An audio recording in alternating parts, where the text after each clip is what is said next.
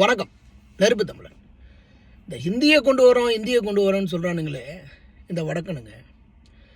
மோடி போன்றவருக்கு கூட அறிவுங்கிறதே கிடையாதுங்க. இப்போ மோடி அறிவு இல்லாததுனால தானே இந்தியை வச்சுக்கிட்டு உலகம் முழுவதும் வர்றாரு. அப்போ அறிவு இருந்தால் வருவாரா?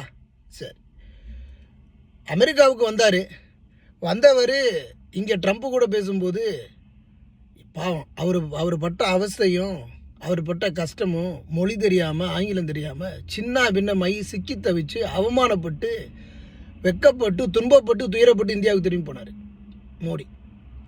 ஏன்னா அவனுக்கு தெரிஞ்சது ஹிந்தி மட்டும்தான்.